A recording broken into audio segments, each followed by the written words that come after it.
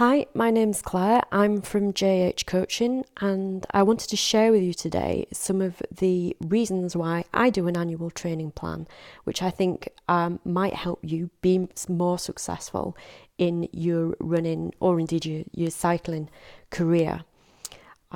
So, what is an annual training plan? Well, there's lots of different variations on annual training plans, but the basis of them is really about taking time out to think about your goal or goals for the year and to put them into a plan, a calendar for your racing. It might be your ordinary calendar, or it might be a different calendar, but to think about when you're going to be doing those races, what those races are, and to make a commitment.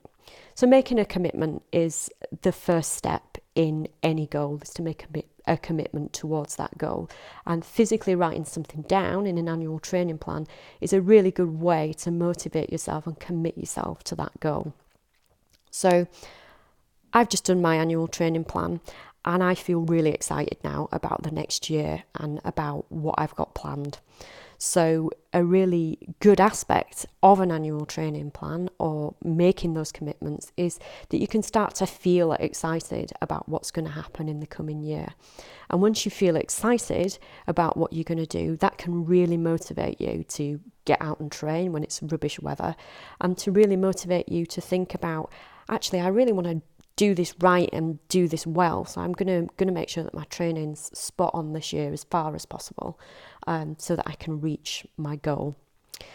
So you've got your goal. What makes a goal a good goal, and what makes a goal not a good goal? So what we know about people who are successful, about people who feel a sense of achievement and who do achieve lots of good things in their lives, not just in sport, is they use a particular type of goal, which is called a SMART goal.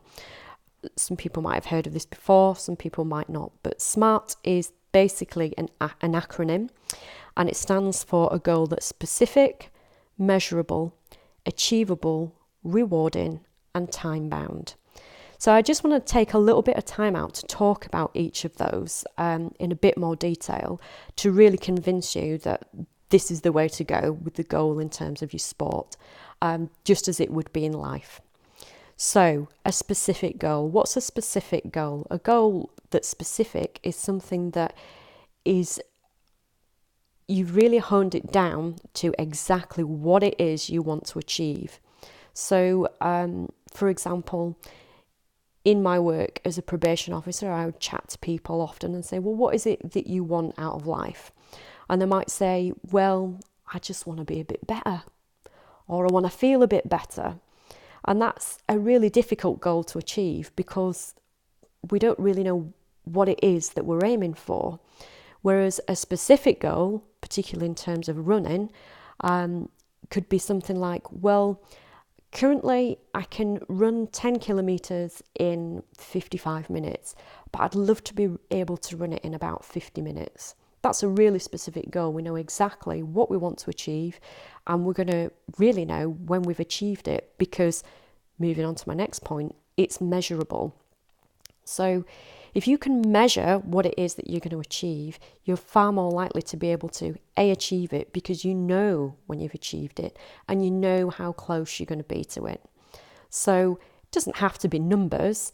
Your measurable goal could be a completion of a particular distance, but you are going to know when you've completed that distance, because you're going to have done it. So it's measurable is about being able to say, I have completed this. So the next step is about thinking about something that's achievable. So what do we mean by achievable? Well, achievable is a little bit like saying it needs to be realistic.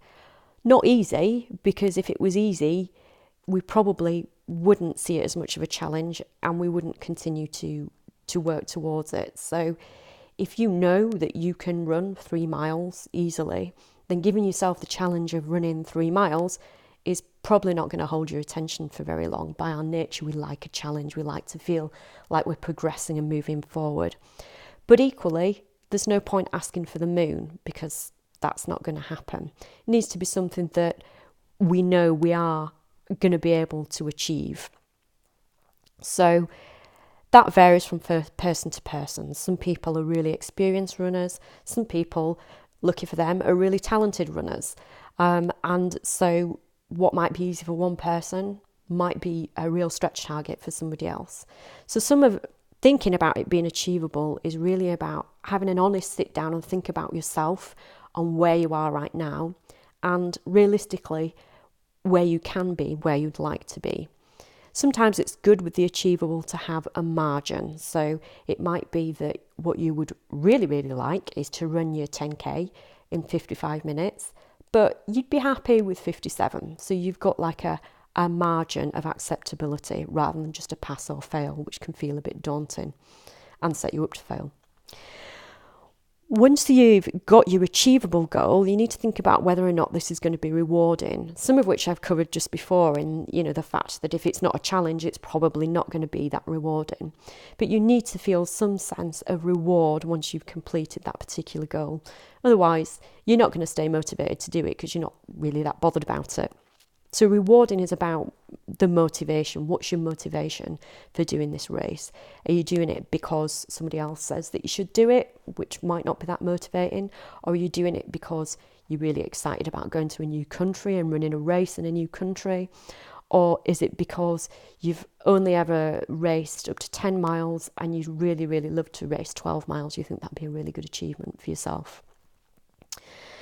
Once you've decided that this is something that you really want to do and that you're really excited about, that it's rewarding, you need to put a time limit on it, because thinking that you might run a 20k race sometime this week, next week, sometime never, is probably going to mean that either you don't do it as soon as you want it or you don't do it at all. You get straight off into something else. But if you know and you've made a commitment to a race that is on the 7th of September or on the 18th of June, then you know that you've got to be ready for that race by that time. So not only does it make sure that you achieve that goal, but it also keeps you to task, because you know that goal is getting nearer and nearer and you're going to have to do something to make sure you can do it. So once you've got your goal, your SMART goal, and you're fully motivated about this, you're really excited about what it is that you're going to do, you can then think about, because it's in an annual training plan, you can look at your plan and think, okay, my goal is here. That's quite a big step for me. I might not be able to do that in one big chunk, but you can break it down into smaller chunks. So if you know you've got a big race in September, you know that from January to September, you've got 9 months. So you can make yourself 9 other smaller goals within that, so that it feels more doable. It's much easier to have a smaller target to reach than to just have a big target to reach right at the end. So breaking things down is really good psychologically, and it's a really good practical way of having smaller steps to your bigger goal. Once you've got those smaller goals in place, you've then got a really good idea about the kind of training that you're going to need to do month by month or bi-monthly, because it fits into your smaller goals. If you want some more ideas about training, you can have a look at our website, endurancebikerun.com. And there, John's written a useful ebook, which is broken down into blogs, into several blogs, about getting fitter and faster. And that blog's called How Do I Become a Fitter, Faster, Better Cyclist or Runner? So that breaks down all the different elements of getting fitter and faster in your chosen sport. And that's quite a good read for someone who's maybe thinking about doing some training for themselves or planning them training for themselves. You could always enlist a coach or do something else if you wanted, or just chat to a more experienced runner.